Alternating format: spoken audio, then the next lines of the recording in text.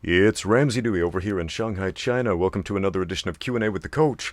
An anonymous viewer sent me this email. He said, I've been training Sambo for about 3 years, but I've stumbled into a problem that has made me have some trouble continuing with training. I have a serious drinking problem and I can't seem to bring myself to train because I don't want to show up wasted and hurt someone in practice. Not saying I'm all that dangerous, but it's just irresponsible. It's gotten to the point where I can only show up a few times a month when I'm sober. Now I'm just ashamed and embarrassed to show up because of this. It's even caused me to have stomach problems, and I've developed a reflux disorder that has me wanting to puke every time I train.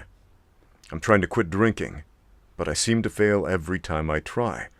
I watch your videos and respect you as a person and was wondering if you could offer me any insight. Sorry if I'm wasting your time here.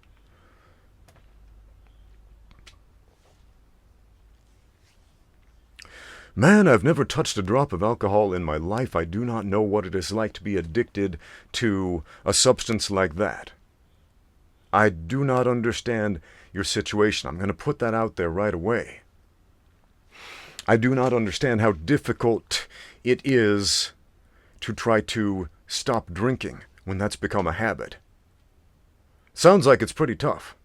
I'm trying to put myself in your shoes. Now, obviously, if it was easy, you would have done it by now, right? So clearly, it's quite the difficult task. And you mentioned that you only show up a couple of times a month to train anymore because you end up drunk or hungover or something like that, and it's embarrassing to show up. You probably tried a lot of different things. Maybe you've reached out to other people and they said, have you considered just quitting? I mean, that's almost like telling a depressed person, have you considered just being happy for once? Or I have this experience a lot as a coach when new students come in and they're super tense and they're very strung up and they don't know how to calm down and they tire themselves off and they tire themselves out. They hurt themselves and they hurt other people. And no matter how many times you tell them, relax, relax, relax, they can't, because learning how to relax when you're a tense and anxious person is a process. And it takes some time. You can't just do that on day one. Just like you can't tell a depressed person, just be happy. And they'll be like, okay, why didn't I think of that before? Just like you can't tell an alcoholic, hey, have you considered not drinking? Because clearly if it was that easy, we wouldn't have alcoholics, right? So, when we have problems, one of the first important steps you've already taken, admit you have a problem, right? I think there's some sort of organization out there that helps alcoholics, particularly the anonymous type, to work through their issues, and that's one of the first things they tell you, admit that you have a problem, right? So that's a step in the right direction. So, changes are gradual processes, for the most part. Now, I know some people who've dealt with addiction who gave it up cold turkey, and they struggled for a while, and they used their will and volition and desire for something else to make changes.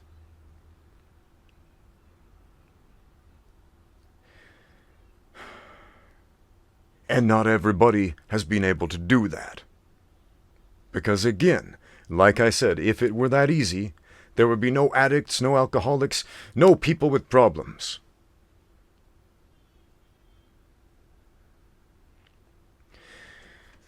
And it's embarrassing. I get that. I understand that.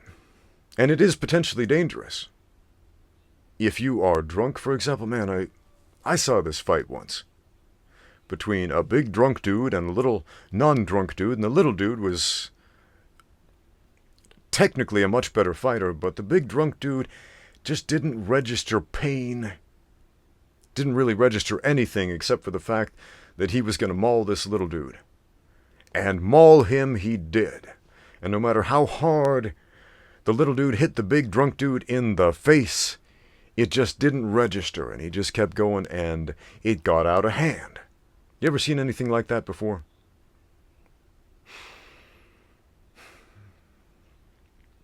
What I do know about alcohol is it lowers inhibitions. And the more you drink, the harder it is to make conscious decisions, good conscious decisions, and the easier it becomes to make poor decisions.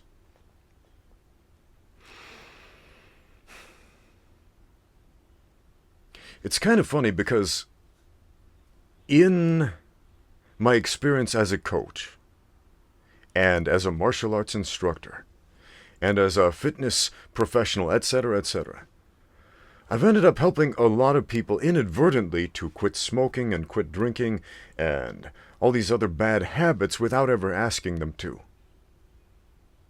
Not even once. What I asked them to do was perform physically, to become athletes.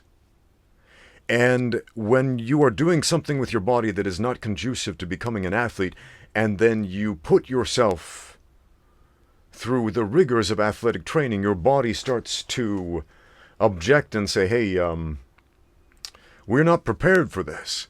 And so your mind tells your body, well, you better prepare. And the body's like, well, I better start making some changes. And those changes are gradual. If you can't quit altogether, well, make small goals. If you're only showing up to class sober twice a month, make a goal, show up sober 3 times next month. That's a lot easier than just changing everything right away, isn't it? And let's just focus on that one thing.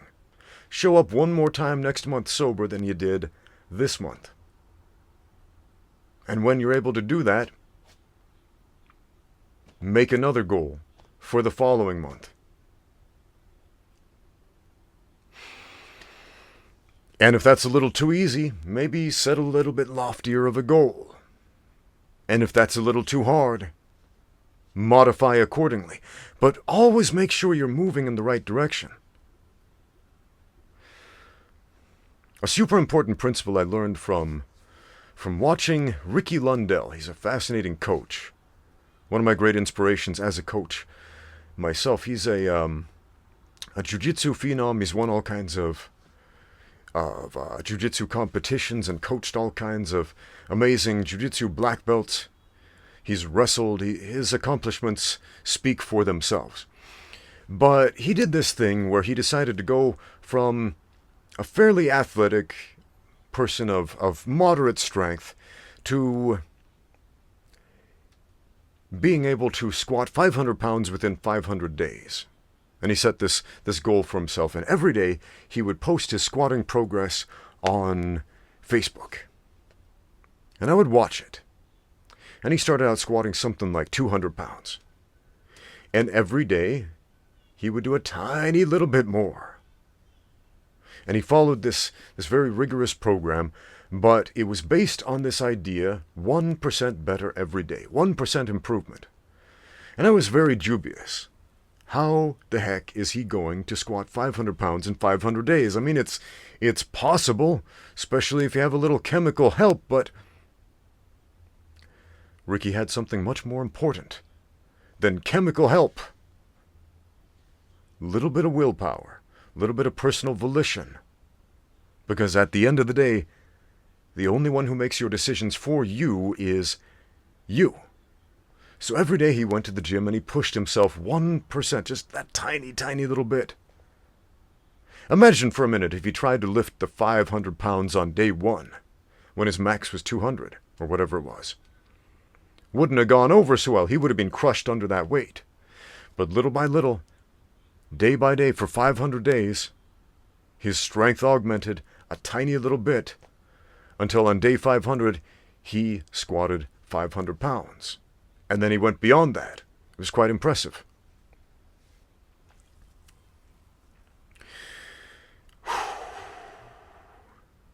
It's important to set lofty goals for the future. In the future, I want to be the UFC champion of the world.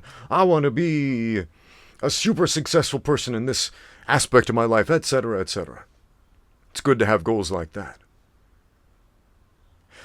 And it's equally, if not more important, to break those down into small little 1% tidbits that we can accomplish every day. Today, I will facilitate my goal of being the best human alive by doing this one tiny little thing to push me in a positive direction. Baby steps, my friend. We don't swallow elephants whole. Most people don't eat elephants, but if you were going to, you wouldn't swallow one whole. You'd eat that thing bite by bite by bite. I imagine you didn't get into this situation. You didn't become an alcoholic overnight, right? It was a process. Your body builds up a tolerance over time to increased amounts of alcohol, right? So it's going to take time to change this habit. And that's what a habit is. A habit is behavioral routines established over long periods of time. Through repetition, day by day.